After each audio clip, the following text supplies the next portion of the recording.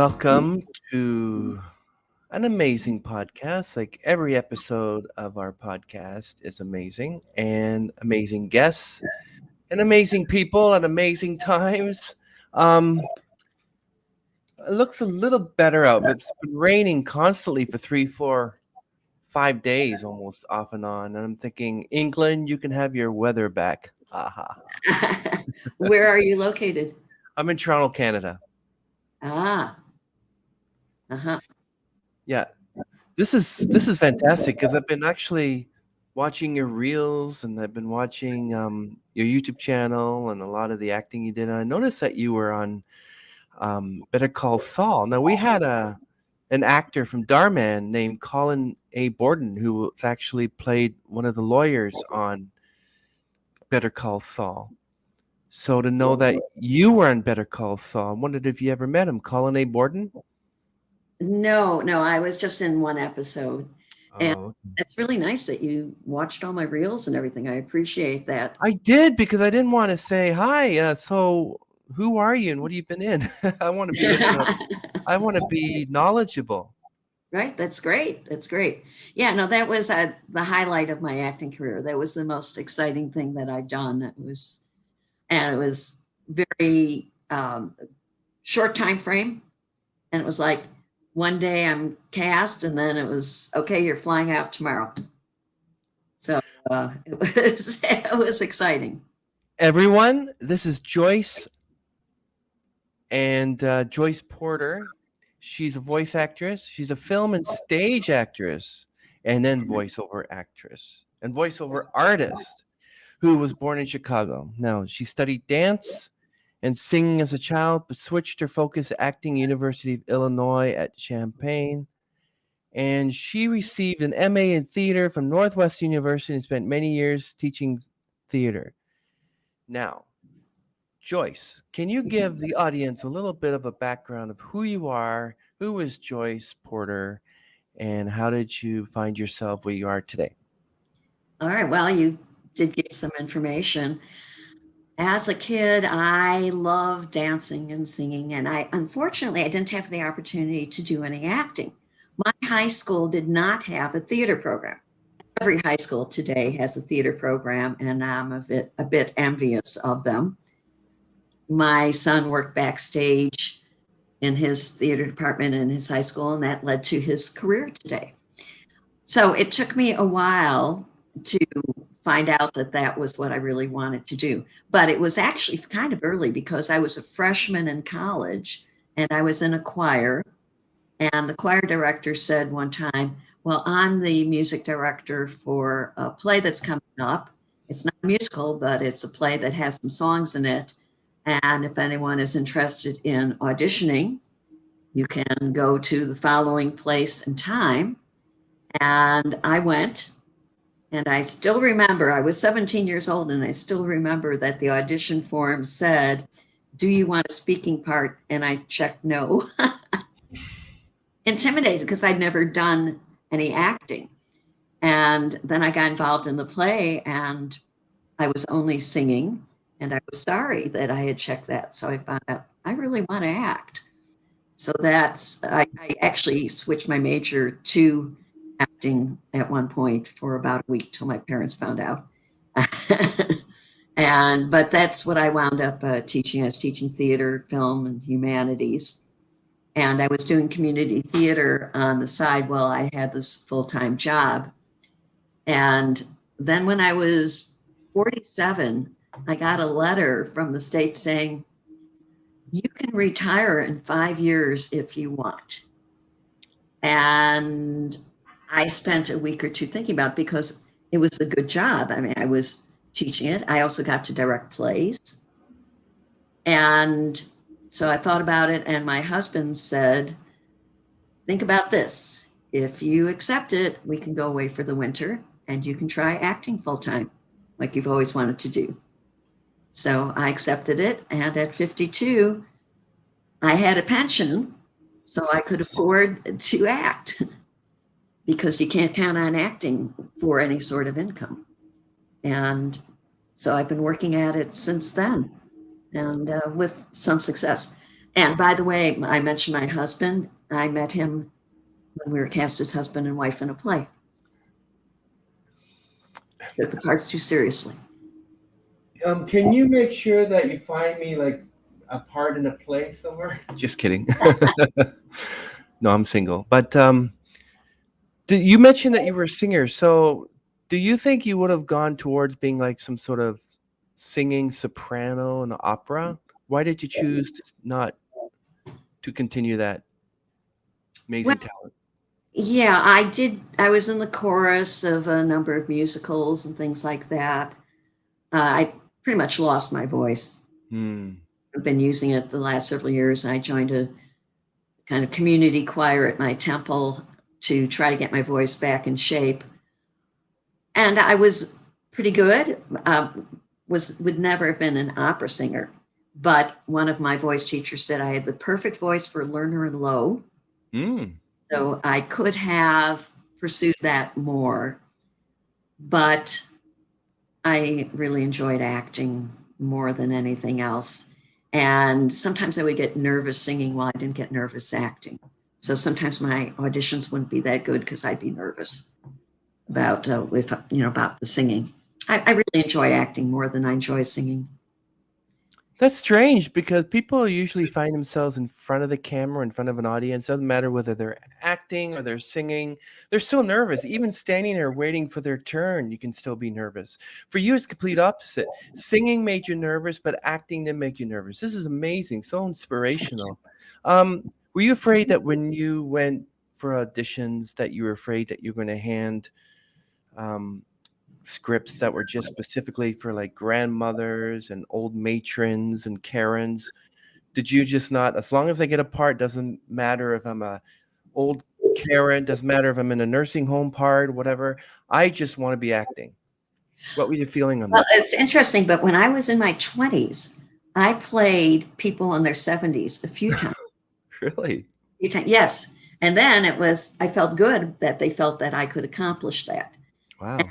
I remember one of my directors saying, "You're a character actor." And I was only in my early 20s at the time. He said, "You're a character actor, so you're going to have a long career, unlike some of these ingenues." Well, now that I am older, sometimes I don't want to play the person in the nursing home or whatever it may be. And if it's a good part, I'm happy to do it. But it seems to me that there aren't enough parts written for older women that respect the abilities that older women have today. It's kind of a concept from decades ago that people in, let's say, their 70s are going to be people who are not active people. Well, everyone I know, all my friends are either acting or heading volunteer groups or doing a lot of very interesting things. They're very interesting and active people. And I have people in my exercise class who are in their 80s. And there's one woman who's turning 90. And they're still very active and very involved and everything. And of course, obviously, somebody could be in a nursing home. And in fact, my husband had some health problems, and I actually wrote a book, which I hope you don't mind me plugging for a moment. Go ahead. I plug everyone's book. Go ahead. Okay, it's called Mastering Senior Life, Thriving and Surviving. And it is available on Amazon and Barnes and Noble. And it's about the experiences that I had dealing with my husband's illnesses, my late husband's illnesses, and as well as tips on how to be an active senior and what are some things you can do. I mean, there's some people who dread the idea of retiring, but actually, that is such an incredible opportunity to be able to do what you want to do without having to report to a boss. And if you've got enough income and you're healthy, you can do whatever you want to do for the rest of your life, which is pretty cool. Yes, and we will link that book down at the description next to all your film reels and everything so people get to know who Joyce Porter is. Joyce, you're right. It doesn't matter how old you are. I mean, like you can be 80, you can be 90. You ever heard of Ruth Kunston? No, I haven't. She's 104 and she still works out in the gym. She has a 70-year-old fitness instructor. And I'm like, wow, 104. She's still living on her own. She's still very communicative. 104. And when you think of that, Amazing. you also get also Bob Hope and Jimmy Stewart, and they're all like in their late 80s. And Bob Hope was 100, George Burns was 100. I mean, it doesn't matter how old you are, they're still were acting, they were still doing things. I think it's a cop out if you end up being 75 or 80 and you're looking around for a nursing home because it's like, what, you want to stop? Get out there and start jogging. Get out there and doing. Look at Ruth. She's 104. She's working out at a gym. Why are you looking around for, so just do what Right. you need to do and you can be 104 yourself if you want to. But yeah, Assuming you don't have health problems that prevent them. no, she yeah, and she doesn't even look a day over 72, but she's 104 years old. I'm just amazed. Amazing. So Inspiring. you founded or co-founded the theater program, and you created the film program and directed 30 plays. Can you give me a memorable play that was your favorite that you directed? Yeah. One would be Amadeus. I did the Midwest premiere of Amadeus. And at that time, we didn't have our beautiful performing arts center we had later. We were performing in a Quonset hut, and we pulled off an excellent production. I mean, actually, what happened was I saw it on Broadway, and I was so impressed. As soon as I got home, I immediately applied for the rights. I knew it wouldn't be available for a while. Nice. But it was denied. And all of a sudden, a couple of years later, I get a letter saying you now have permission to direct the play. Oh, wow. And then I realized it was because the movie was coming out. And I thought, oh my gosh, people are going to see the movie. How are we going to compete? We can't possibly have the sets, the costumes, et cetera, that the movie had. Everyone loved it. It was so intimate. The theater only seated a little over 100. And in the movie, Salieri confesses to a priest. In the play, he talks directly to the audience. Oh, wow. And I had, we did not limit our casting to students. I wouldn't have put 18 or 19-year-olds in that role. I had a professor of English in the role who had this deep bass voice to people of the future, et cetera. And it was, people loved it. And every seat was sold out, every performance, standing ovations. And he told me that years later, people would still recognize him and compliment him on the show. So that would be an outstanding production. The other one would be Music Man. Oh, nice. Yes. And that had a lot of significance because, first of all, it was my first production in the new Performing Arts Center. And I chose the play because I thought it was symbolically appropriate about the effect of the arts coming to town. And this was in a suburb that was not very arts oriented. And so I thought it fit appropriately, but it was also my husband's favorite show. Mm. And he got to perform in it because he could not sing. He loved musicals, but he could not sing. But there's one non-singing role, Charlie the Anvil Salesman. And he was Charlie the Anvil Salesman. And I unexpectedly wound up performing because one of the older actress, Marion's mother, cracked her ribs in between the 2 weekends of performances. I know. Called me up and said, I feel terrible. I can't do the second weekend, but I know you can do it, Mrs. Peru. So I performed the second weekend. So my husband and I got to perform in it. So that was very cool. Yeah. I was reading about your husband, Paul. You were married for 39 years before he passed away. My condolences. Thank you. He must have been a great help, a great encouragement to you, and you acted together. It must be terrible. I actually have a friend who was married to her husband for 59 years. Wow. Almost didn't even make it to 60, but he was a wonderful guy. Can you give us a little bit of an idea of like Paul, like what kind of actor was he? Oh, he loved performing. And he didn't get to do a lot of it when he had his own business, but he did manage to do several shows. We were cast in a British farce, and he had a great sense of humor. And this was the play that we met in. And every night in the performance, he was supposed to give me this note, and it said in the script what the note said, and I was supposed to read it and then react. Well, every night it said something different.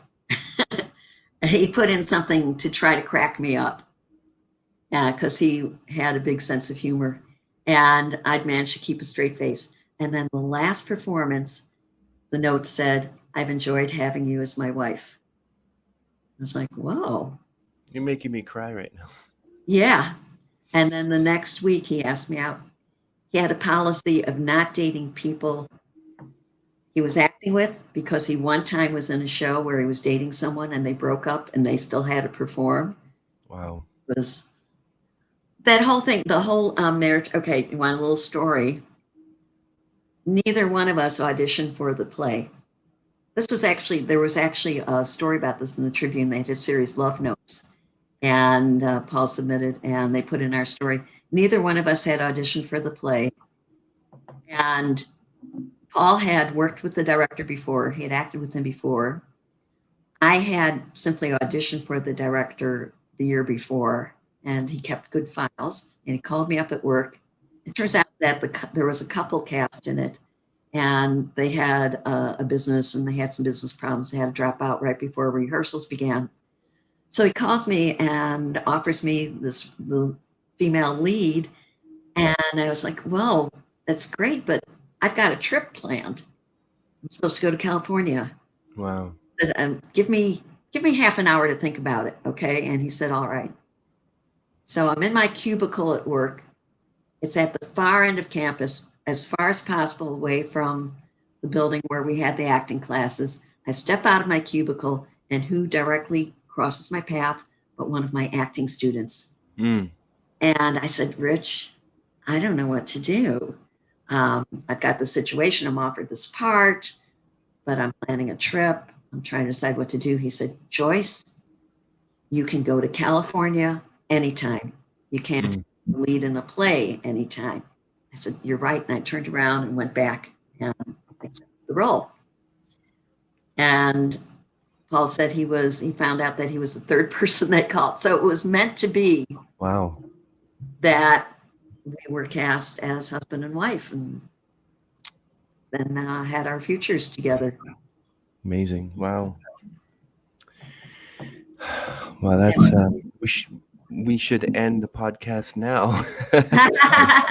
Let me compose myself. Beautiful story. So I saw this one video of you on YouTube. Oh my goodness, you were a little old lady.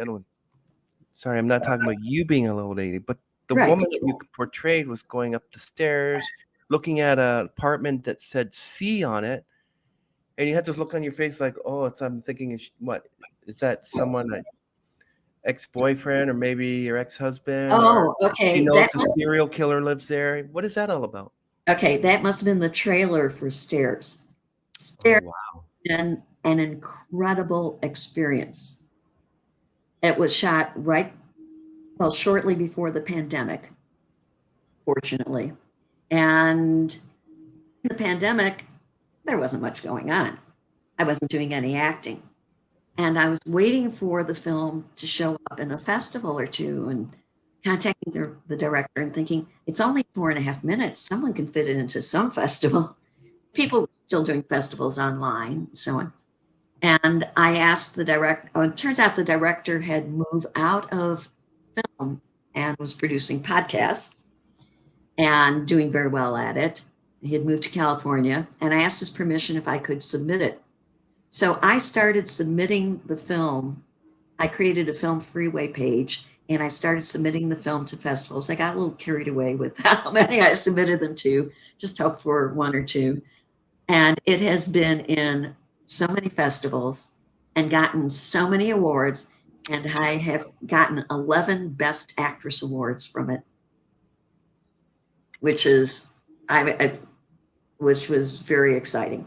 And I've gone to some of the festivals and gotten to do Q&As, and it's been very exciting. So I've been to California twice with it. I went to Wisconsin, Indianapolis, and now in June I'm going to New York for the second time for a festival for it. Nice. Yeah. Are you accompanied by somebody like your manager, or do you just do that on your own? No, I just do that on my own. That's cool. Yeah. I was watching your hospital commercial and you said you were a nurse. And I'm thinking, wait a minute. Does that mean when I watch a commercial, many of the women or men say their doctors and nurses are just actors saying that they are? Or you're not you were an actual Oh, nurse, right? no. You're really destroying my faith in commercials. Oh, no, it's true. Oh, okay, the one that's really the ultimate of that is that I had a non-union commercial before I joined the union where I talked about the settlement that the lawyer had gotten me. And there were a couple of people who actually thought I had gotten it. They were actually asking me about it. Oh, you Wow. got a settlement? You got $1 million from, and it was and if you look at the bottom of the screen, it will often say actor portrayal, actual patient, actual client, but it's in small print at the bottom of the screen. And meanwhile, you think these are real people. Oh, Yeah. this, and my husband had lung cancer and blah, blah, blah. And Yeah, why did you do that? I mean, I'm not blaming you. I'm just saying, why would you take a part like that? well, because if I didn't take it, someone else would take it. It doesn't say it's an actual, it's not lying. It's not saying it's an actual patient or actual client. And it's work. It was No, I would take real people. That's just what I feel, but you're a that's good still actress.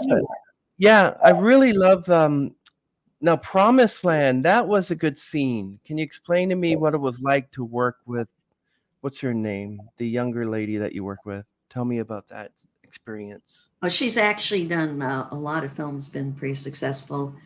That was one of those films I think that film should have gotten more coverage. It should have been in festivals, etc. But the director was from India and he wound up moving back there. And so he really wasn't involved in submitting it to festivals.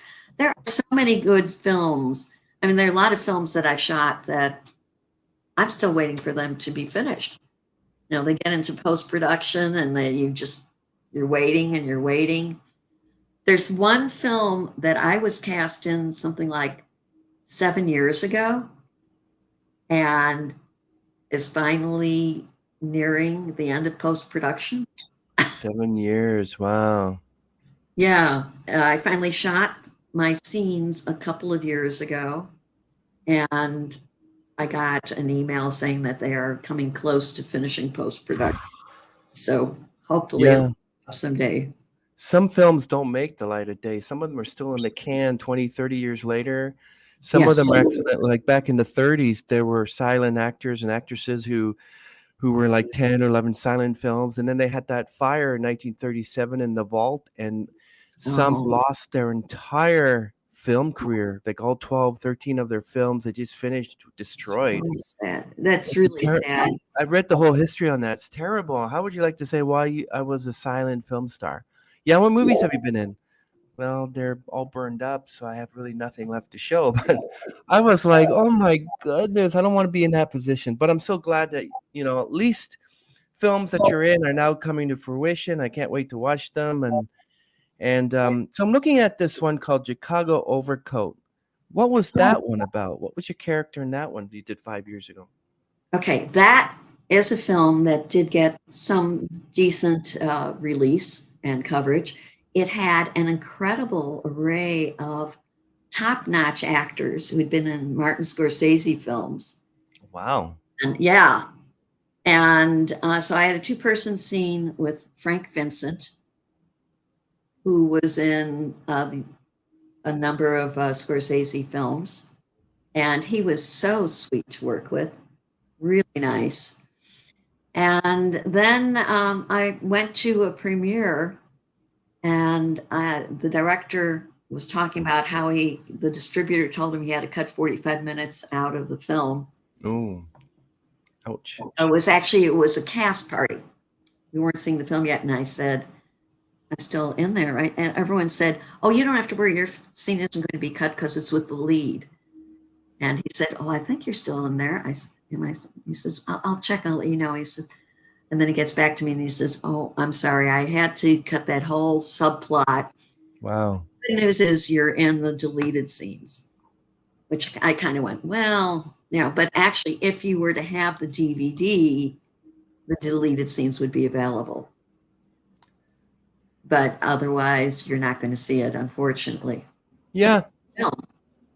Like I saw the unedited version of Terminator 2 with Arnold Schwarzenegger, and they kept 13 minutes that they cut out in original film, and I'm like, why didn't you just leave those? I mean, so what? The film's 2 hours and 5 minutes. Now I'm watching the uncut version. It's 2 hours and 22 minutes. I mean, you have films out there that are 3 hours long. You can cut it down to an hour and a half because there's an hour and a half there, which I totally think we should.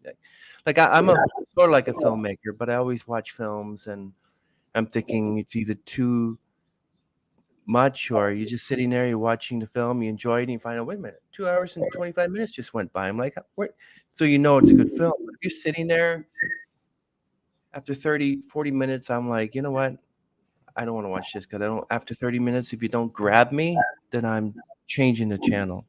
Yeah, I had an experience at one of the festivals where they had a wide range of films. This was a smaller local festival, not a big national one. And they had some that were even by young students and everything. And during a break, someone said to me, boy, I wish such and such a film, which was over 2 hours long, had been shorter and yours had been longer. And I said, why? Why would you want to be longer? It's exactly the amount of time it needs to be. 4.5 minutes. Tells us anything else would be superfluous. So you've got to find the right time for the film, the right length. And most films are too long. That's true. I mean, I sort of do the same thing with films and podcasts and everything where I have to cut out a whole conversation and because I want to stick to about an hour, maybe an hour and a half, but it's end up like 3-4 hours. Sometimes I'm like, I can't cut this conversation because it'll kind of ruin the first part of it, and people will be thinking, what is he talking about? He talks about this, and then suddenly he's talking about something else. What? So you have to keep it in there so it flows, right? Right. Now, Joyce, you're a wonderful actress. I really love your work. Now, can you give us a little bit of idea what your character in Better Call Saul is about? I played the grandmother of a young woman who was on trial. One of the interesting things is I had no idea why she was on trial, what for, until when we broke at the end of the day and I happened to sit down to dinner next to one of the writers. And I said, well, can you tell me? And there was a whole backstory that the writers had created in order to have this character, but you don't know it. And at the end of the scene, they say, well, actually, there were two scenes. There was one in the courtroom and one in the hallway. And at the end of the courtroom scene, the judge says that the trial will take place on, the case is not dismissed, jury selection will be on such and such a date. So I was hopeful, hey, maybe we'll get to come back for the trial. And I said, will we be coming back? And she said, I don't know yet. Right now, we're still working on this year. I don't know about next year, about the major arc. And it turns out that there was one episode where Kim says, I just finished out all my pro bono clients. And that was it, just a reference. But the nice thing was that I got to fill in a little bit. I had one line. Actually, there's a bit of a story is that during the audition, I was given a scene where I had like 6 lines. Well, I guess they decided that they couldn't tell much from one line. And I got that all memorized. I thought that was my scene. And then and then when I got to the set, I'm busy with hair and makeup and all that. And then I looked down at the script and was like, oh, I have one line. So I was glad I looked and I didn't embarrass myself by saying someone else's line. But I had a lot of good camera time. And the director was very supportive of what I did non-verbally. He noticed everything. So, for example, it says in the stage directions that my granddaughter turns and looks at me. And I thought, well, if she's going to look at me, I'm going to react in some way. I'm not just going to sit there. And so I blew a kiss to her, or I clasped my hands together like good luck. And when we ended the particular take, the director complimented me and he said, I like that. Keep that in. And then when we're out in the hallway, some of the things that I did, he said, yeah, I like that. Keep that in. So that was nice that he was noticing all the nonverbal acting that I was doing, and he was appreciative of it. And that's so I think the two scenes play well. Yeah, I'm watching some not film documentaries, but I really love watching those, say like blooper reels, but also that the actor who played such and such a character, some of the things they said were actually not scripted, like some of the unscripted things that they kept in. But I love talking about like the theme songs and old series like that, because I want to talk to you about the Joyce Porter narrating the Hollywood fashions. That must have been exciting. Well, that was very cool. I went to, that was for the Chicago History Museum. Wow. There's a movie at the beginning of an exhibit about Hollywood costumes. And it was fairly lengthy. And I went with an actress friend of mine to see it. I asked her to come see it with me. And while we were there, she was like grabbing people and saying, hey, did you watch the movie? This is my friend. She narrated it. Wasn't the movie good? So that was very nice. I really enjoyed that. I haven't been getting voiceover work lately because now that I'm in the union, most of the voiceover work in Chicago is non-union. So I'm thinking about, if my status is going to stay as is or not, but also with the pandemic, etc. So hopefully things are going to get a little easier now that the pandemic is over, and hopefully after the WGA strike.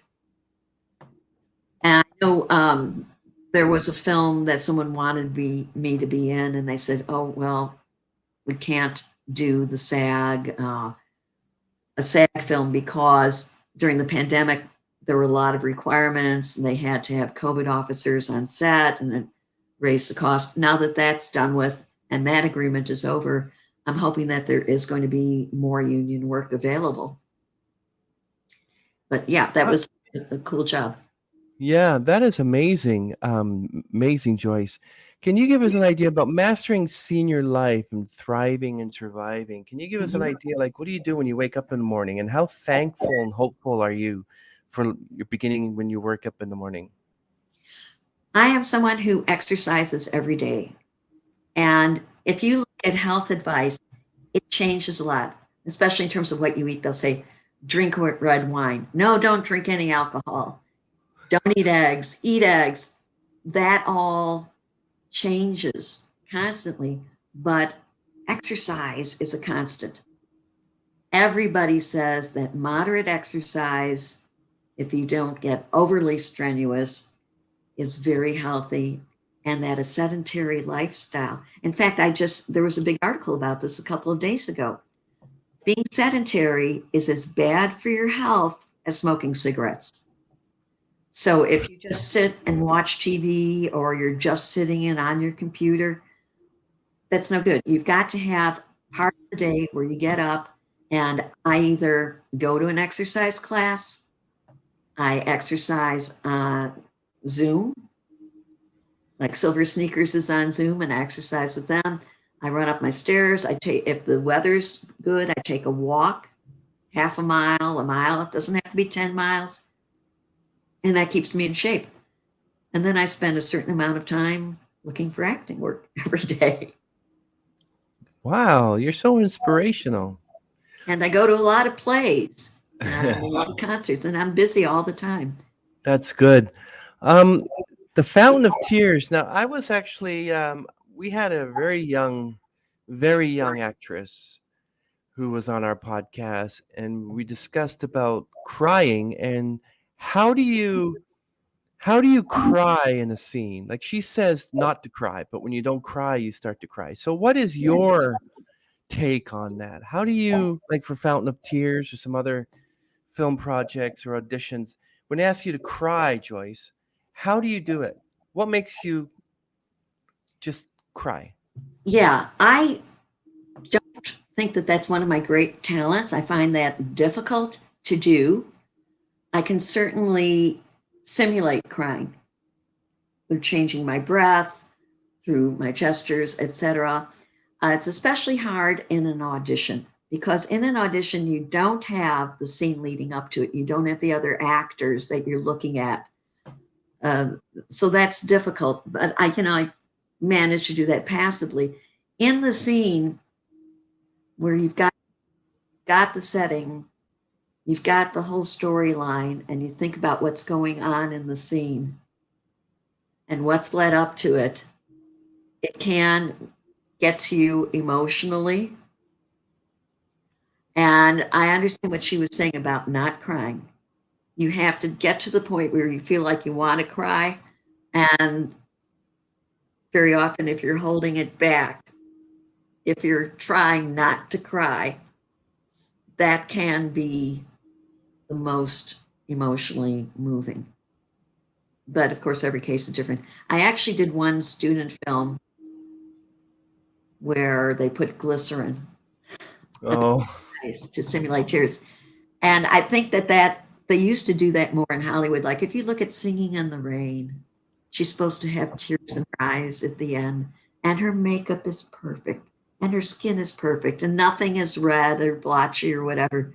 And I'm thinking those are glycerin tears.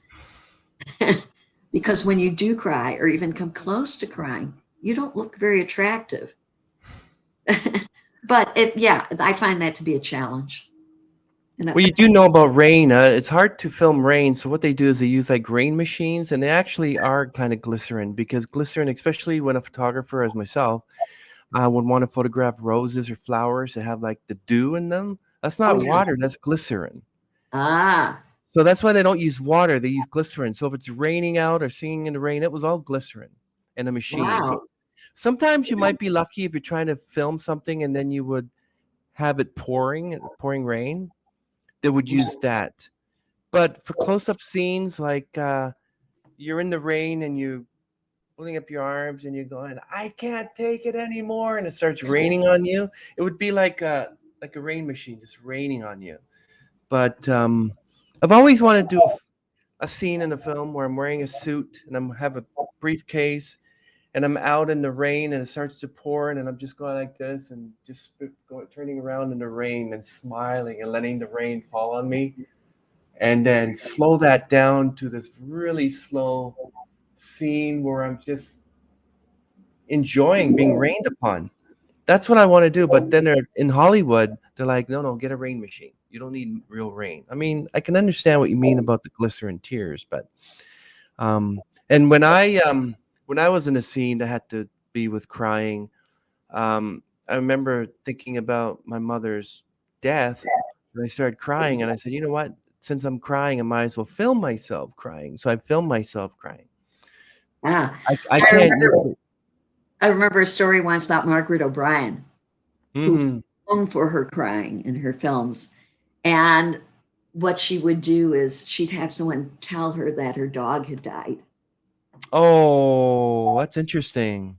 And part of her brain knew that it wasn't true because she had asked the person to tell her, but it brought forth those emotions that helped her then to cry, and she could then apply it to the scene.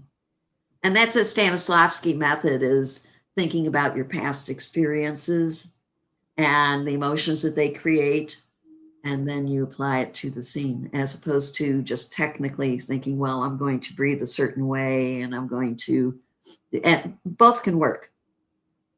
Or just remember the story you told me about how your husband said, "Thank you for being my wife." That made me cry. I said, "Okay, you can." So when I was watching this, your Joyce Porter commercial reel, I'm like, they put this wig on you. Like, okay, what did you? So how do you tackle the script? Um, they say, "Okay, Joyce, we have a part for you." How do you tackle a script? How do you remember your lines? How do you memorize them? How do you practice them? The more you do it, the easier it is. It's like any other muscle. It's a brain muscle. And so it was interesting. I think that my brain has become oriented in that way because recently I was watching the TV version of an audiobook I had listened to, and I was going, that's not what she said. They left out this line. And I was like, wow, I remember what they said. I remember, that she said this and not that. And so I think my brain has become oriented towards that. So I do sometimes have to record lines so that I can listen to them while I'm driving or doing Hmm. or whatever. That's one technique that I use. But generally, if I read through it a few times, and what I do is I'll like start with one line, two lines, I keep adding on. And so I'm pretty good at that, though I haven't had a really long script to memorize in a long time. I think probably the longest one was the second show that Paul and I were in. We were in Who's Afraid of Virginia Woolf. We played Nick and Honey. It's a really Oh, good show. goodness gracious. Yeah, but Fascinating. yes, that was a great production. But we were working on it together so we could run lines a lot. So that helped. And I've done a couple. Oh, yeah, Prisoner of Second Avenue. It's basically a two-person play. So I recorded the lines. I would play them. I would record, leave a gap for the other line so I could think about what the other line was and then come in with it. So there are techniques that you can use, but most of the scripts that I've gotten the last several years, I'm not really doing stage work anymore. I'm not auditioning for that. So if you're doing film work or commercials, they're generally not that long. And even if it is a long script for a film, you're not going to shoot everything in one day. And you can have it pretty well memorized and then focus on the lines for the next day. Make sure you've got those solid and then go on set. Wow, that's amazing. So, is there any chance of time that you just wanted to just give up and okay, I can retire and just not do anything? Many times, many times. I mean, it's like once a month or something when you don't get cast.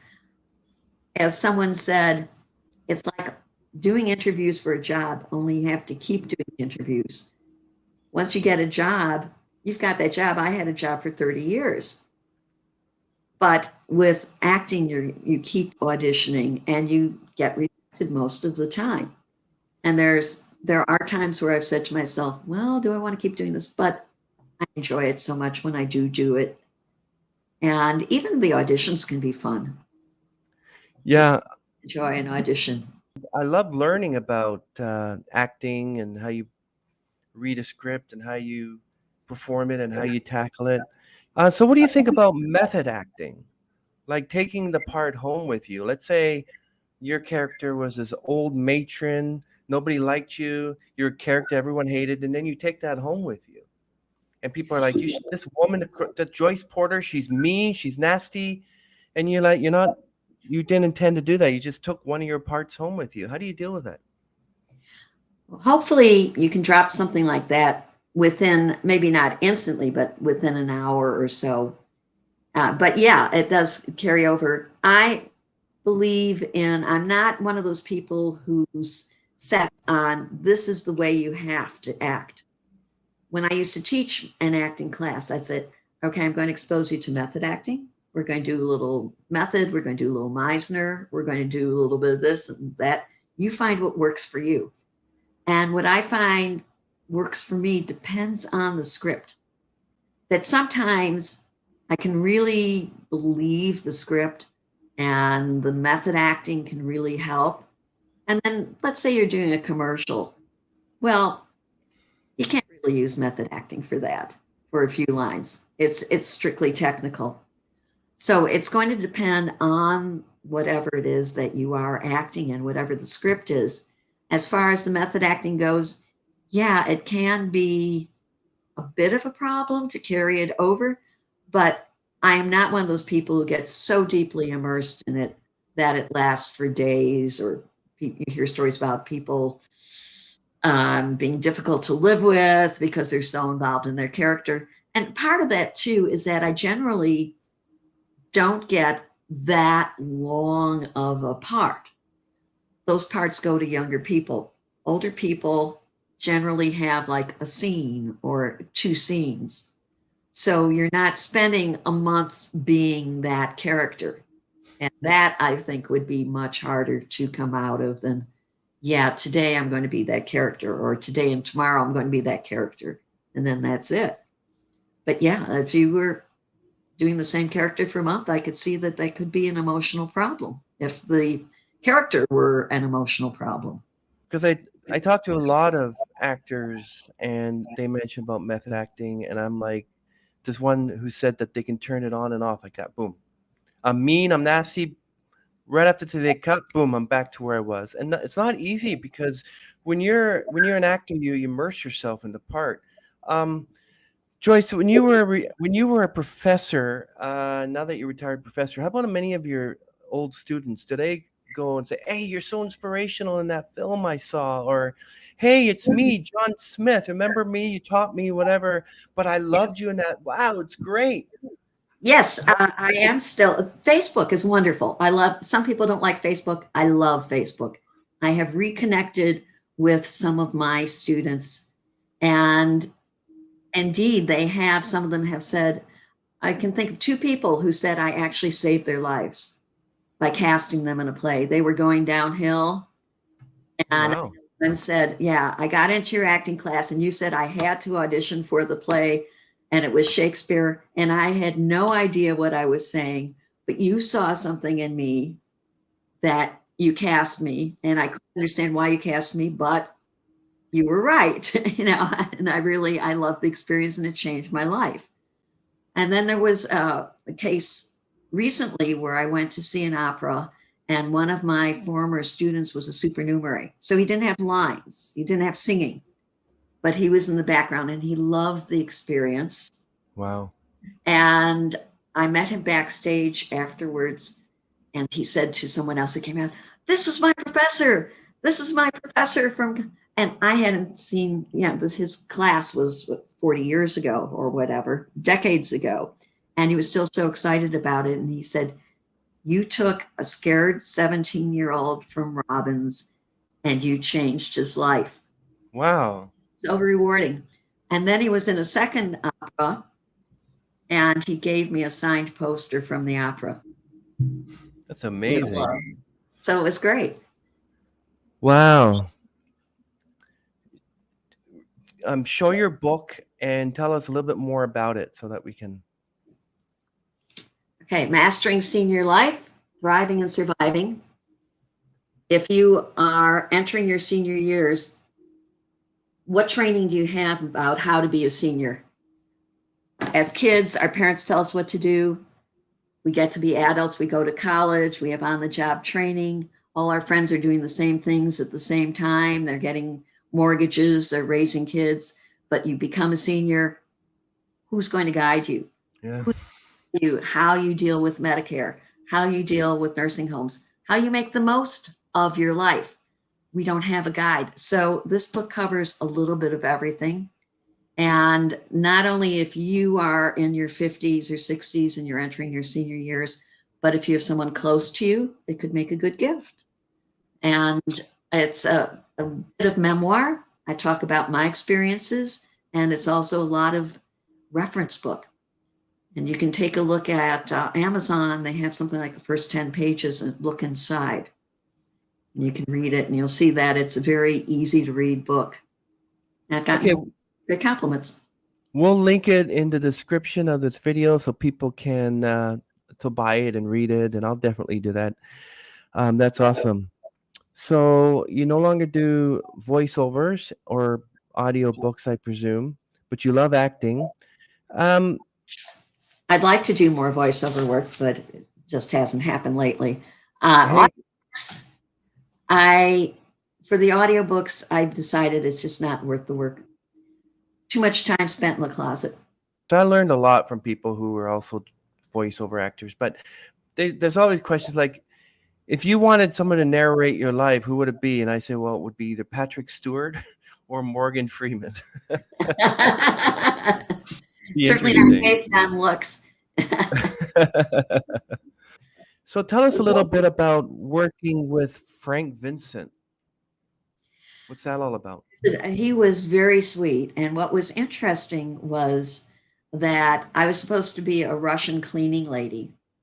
And we had a few lines. We went back and forth.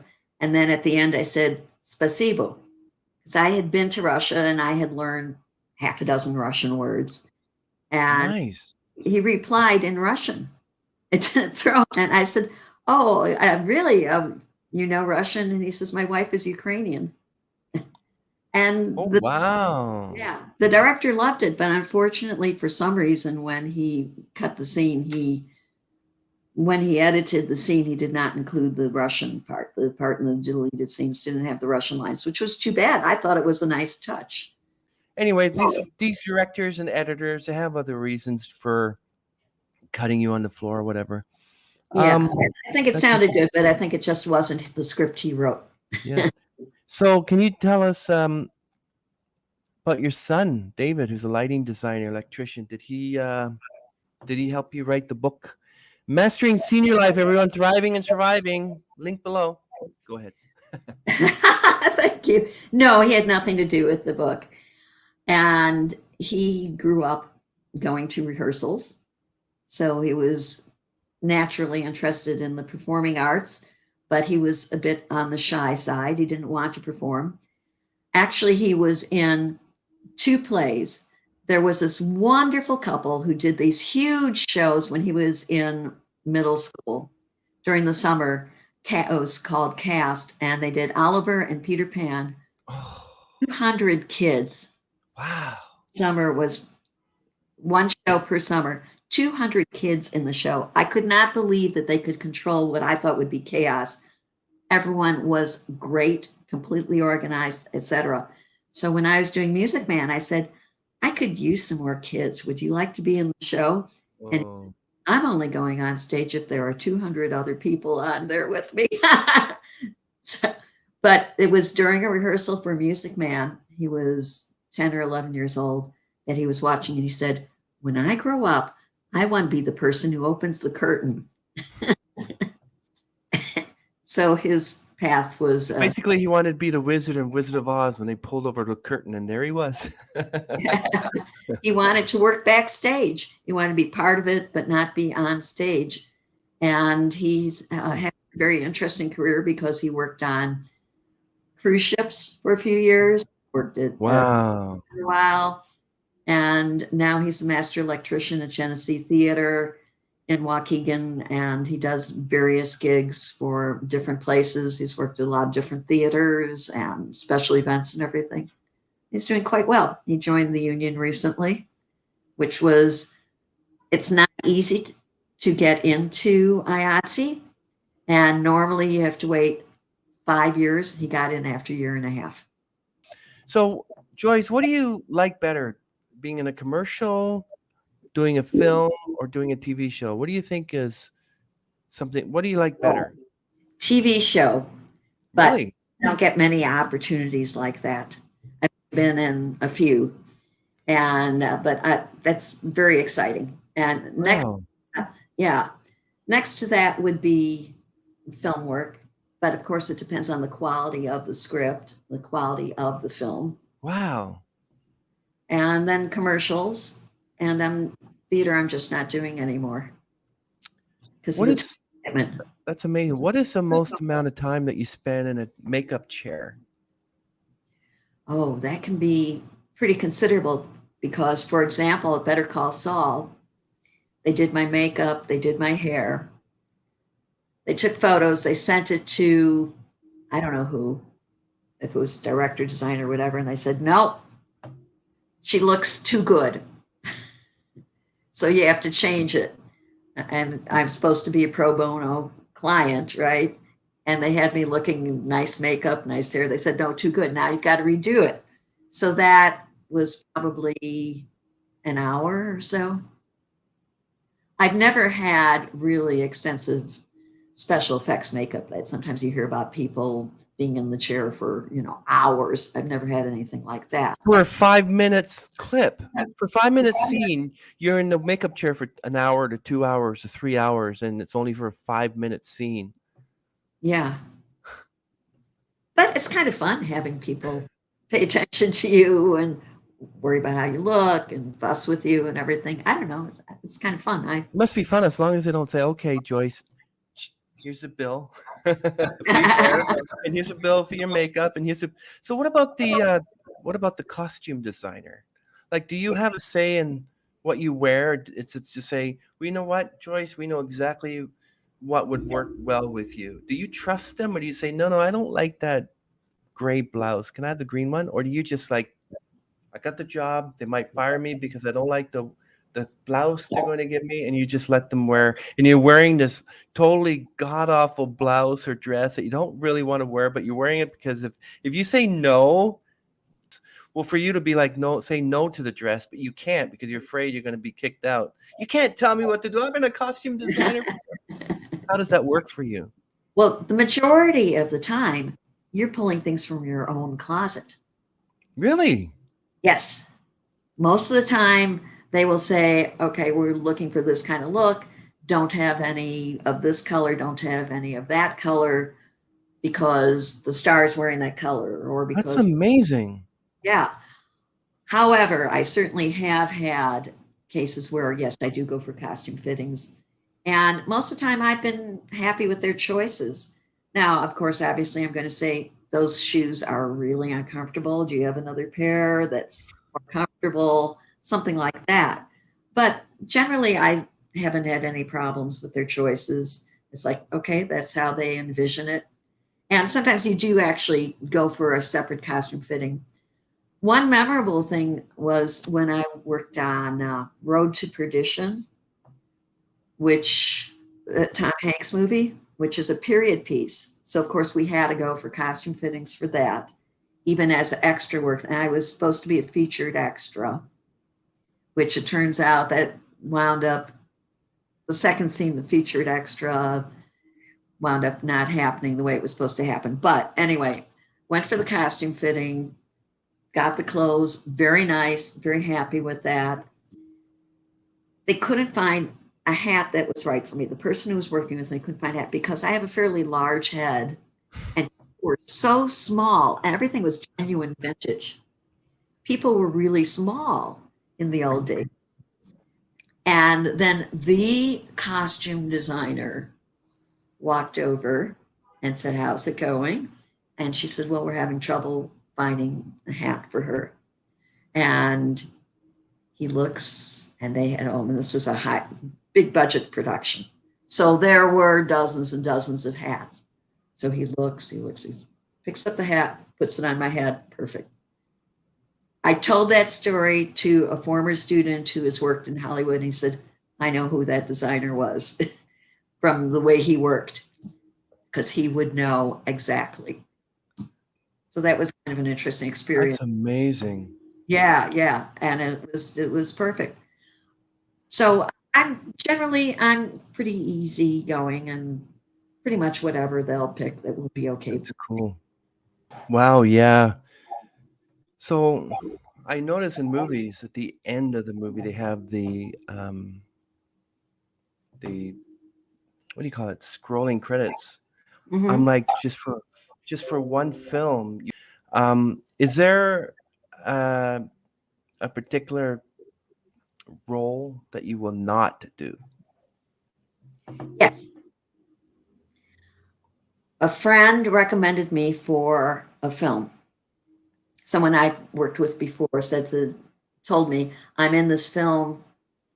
and I recommended you for this role to the director. And that's how a lot of things happen. It isn't always auditions. Sometimes it is networking or someone referring you. And the director and I went back and forth about pay and this kind of thing. And I said, I have to see the script. I just received the script yesterday. I have not seen it yet. I don't know if I'm going to do it or not because it's a horror film. And I will not do a scene where I'm eviscerated or something like that. I have been in horror films before, but my scenes didn't have any horror. It was just backstory or whatever the case may be. I wasn't actually murdered or, you know, I just don't want to be involved with a lot of gore. So I do have my limits. Or also, there was another script I turned down. It wasn't a big production, it was a little production where it just seemed like the character was just like too really cliche old, making old. Isn't it funny this person's old? And I wasn't enthused. I might decide to go into acting. Even I love acting. I want to be able to finish my films, finish my scripts, and I learn a lot, especially a lot of the behind the scenes and stuff like that. Um, but I'm looking at this one that you did as waitress in the alley cat. Now, can you tell me how long it take you to do that scene? Was there a lot of time spent in that one scene? What's the longest you ever spent on one scene?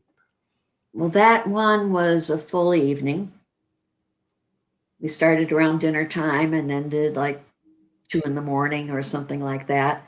And the funny thing was that the diner remained open.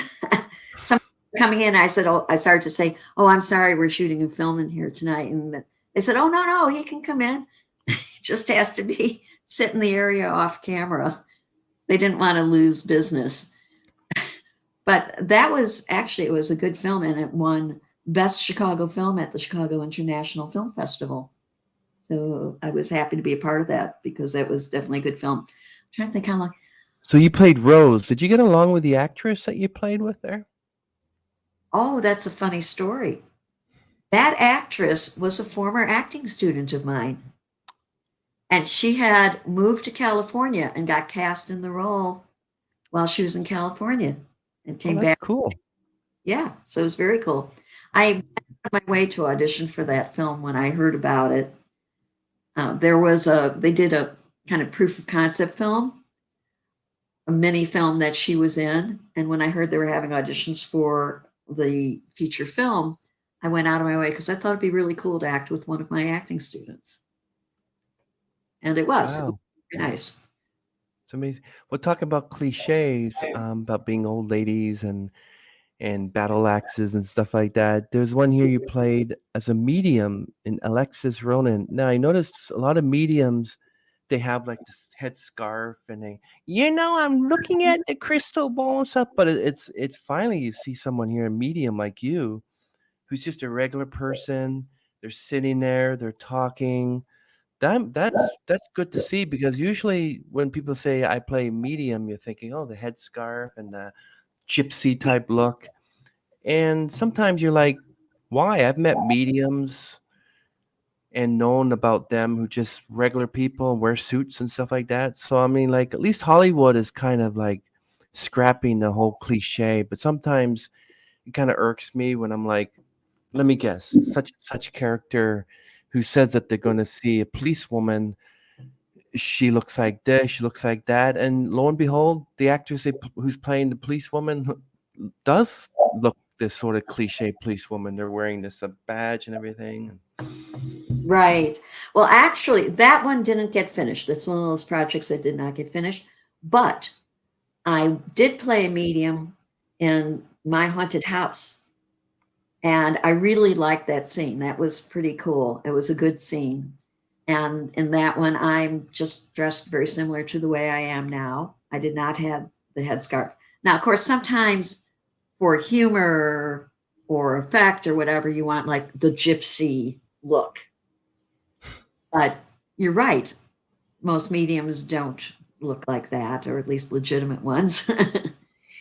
And in fact, I went, well, I don't know if I should mention this, but I think that a medium connected with my husband at an event. So, and he was just dressed in a suit. So you like doing TV shows, but when commercials come along, is there a lot of time spent on commercials and scenes and commercials and they're on TV shows and films? Or commercials like, let's get this going, we got to get this done in an hour. It's a 2-minute commercial. Come on, everyone. It's kind of amazing how long it takes to shoot something that's just 30 seconds or 60 seconds. I really enjoyed, I had a lot of fun with ComEd. I did actually 2 commercials. ComEd is the utility company in the Midwest. And Jumer's Casino, which is interesting. The way that they put that wig on you. I'm like, what? I actually did 2 for them, and I felt like Flo, that they had my character come back in another commercial. So the first commercial was shot in the backyard, and I'm the nosy neighbor looking over the fence and saying, "What are you guys doing?" And then the second one, it was like, okay, here's what she does at work. And I was a security guard who came from the golf cart and says, "What are you guys doing?" Well, it took so long. First of all, getting the golf cart just right, getting the timing on that. And secondly, they said, okay.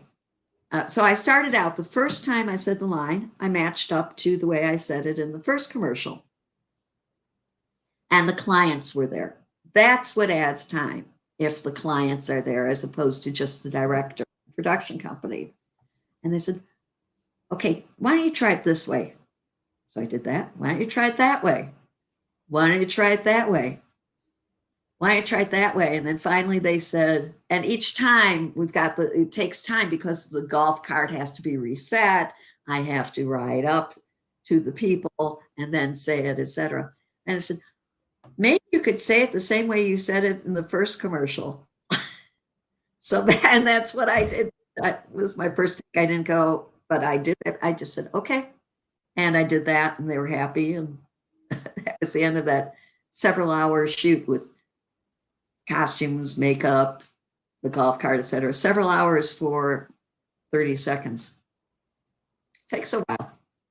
Yeah, I can imagine. It's like I was thinking that if you're joking with a lot of the people you work with, like, oh, and I stuck my head over the fence and went, "Where's the beef?" Just kidding.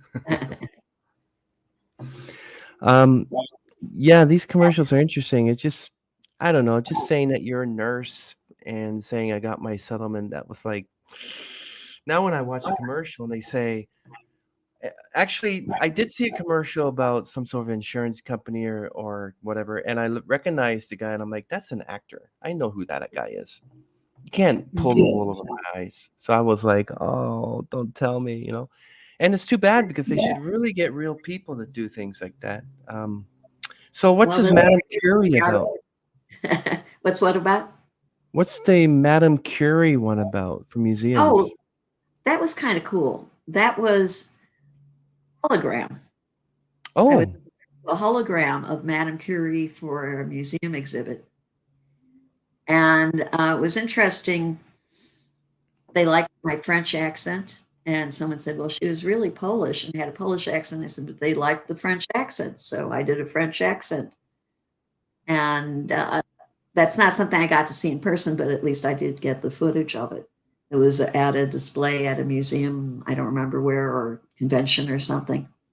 So that was unusual. That was probably the most unusual thing I've done, is be a hologram.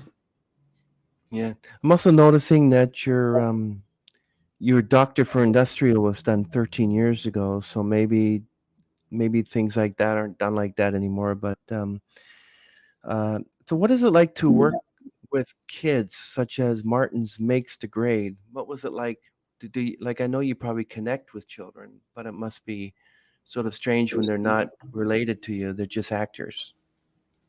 Oh, no, that's fine as long as a kid wants to be there. Now, Martin makes a grape. That was fine. The kids were very nice, very professional. Most of the young kids who act are very professional about things. But I did have the case where I was playing this heart patient coming home from the hospital, and my family's greeting me. And the daughter was the daughter was an actress, and the mother was a stage mother with the Mm. scrapbook and so on and so forth. And the person who was casting said, "Don't you have a son too?" And she said, "Yes." "Why don't you bring him? Because we need a boy." Well, the kid didn't want to be there. So he was disruptive. Ooh. It's supposed to be, "I'm a heart patient. I'm coming home from the hospital. I've been ill." And he runs up to me and he jumps up, puts his arms around my neck and his legs around me. He knew it was totally against, and he kept disrupting. They finally got through the commercial, but it was a real problem. You know what I would have done in that situation? I would have said, okay, you know what? You just killed your grandmother. Okay, grandma, will you just pretend you're falling to the ground and you're dead? Okay, cut. I would have done that. I would have just played with it because it's too much stress when you. I mean, there must be a lot of stress on doing the film and everything. And that's what was the pandemic like for you? Like, how did you manage to go through it? Like you said, you did a lot of online auditions or something like that. I believe you said that. Yeah, I actually was in a couple of projects. They were on Zoom. So I was Yes. doing auditions, I did Hmm. workshops, there were classes online. So I kept pretty busy. I was in a, a play and a web series that were done online. Just Nice. like I also developed a hobby that I started taking walks every day, long walks, and taking photos of flowers, of the houses. Oak Park is known for its houses. Nice.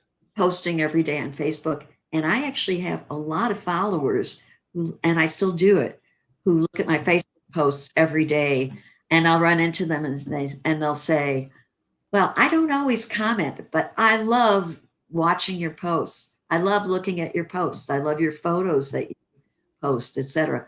And Yeah. I had taken a photography class years before and kind of given up on it other than just, for family purposes. But it's so easy now with the iPhones, the quality, and you don't have to worry about what is the aperture and which lens you're going to use and everything. You can get a very nice photo.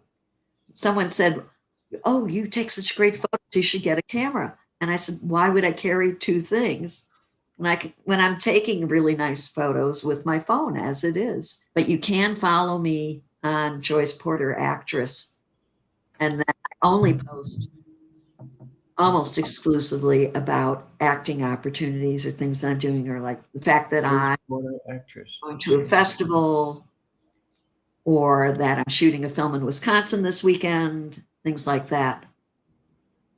Joyce And then I've Porter. got a page for Mastering Senior Life. That's great. Um, Amazing. So one more question, and then one to stream. So another one is, what social issues do you care about? Like veganism. What do you feel about veganism? What do you feel about like when the pandemic started? I noticed that a lot of latex gloves and masks were thrown all over the ground. So talking about photography, I took photos of like there were within that 1 or 2 minute span of taking photos, I counted 50 latex gloves on the That's ground. terrible. That's terrible. I have actually gotten recognition from a lot of people for my letters to the editor. I, Oh, yes. Sometimes when people introduce me, they'll say, "Oh, you've probably, if it's local, you've probably seen her letters in the paper." wow. And 3 times the Chicago Tribune honored me as one of the top letter writers of the year. I actually got invited to dinner. I got a tour of their editorial boardroom, etc. So I do have pretty strong opinions about things, such as caring about the environment, worrying about global warming, Wow. absolutely believing in banning assault weapons. that I cannot understand how anyone would not want to ban assault weapons. It's just a Yeah, crazy I know. going on in the United States. And I tend to towards liberal viewpoints on things, whatever the issues might be. So yeah, I do care about those things. That is crazy. Like, remember what Jack Nicholson's character in Mars Attacks? He played the president. He said, "Why can't we all just get along?" And then the Martian killed him, right? um, thank you very much for spending your time with us, talking about your accolades and what it's like to be an actress and what was it like to, just do auditions. And we really appreciate that. It's really nice to see um, people in the industry working hard and being well recognized. And it's really wonderful. I really appreciate you guesting on the podcast and talking to you. Really enjoyed that. Well, thank you. Thanks for having me. You're very welcome.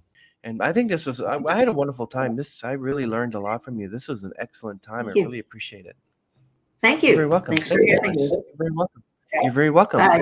So we're gonna end the stream and let's wave. See everyone. Thanks everyone for watching. Going in, we all knew getting the case dismissed would be a long shot. The judge seemed kind of mad. Yeah, she can come off that way, but she is actually very fair. So now the prosecution will come back to us with a more realistic plea bargain. But if we don't like what they have to offer, I believe we'll win at trial. What does that mean? We'll have a chance to explain what really happened in front of a jury of regular people. Look, you were trying to do a good thing, and I think they'll see that.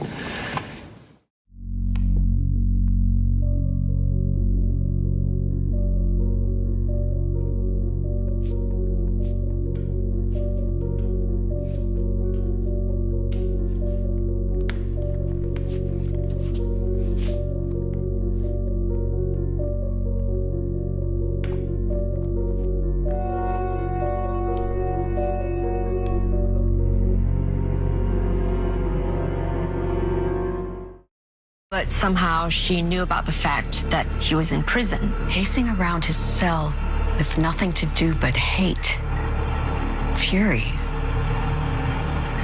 He's full of it, and it's manifesting here. It's a poltergeist. How do I get rid of it? You can't. Only he can. Well, you remember how we used to have family dinners every month? No matter how busy you guys were, Jack was always very insistent about it. But ever since his funeral last year, we haven't spent much time together. Well, one day you have to work, and another day Josie has a fever, or this and that. But today we're all here together as a family, and that's all I could wish for. Looks like I've got a new customer. Be back in a minute.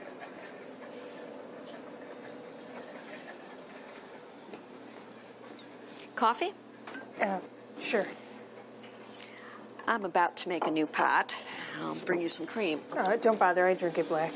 Ah, that's my girl. Good simple folk.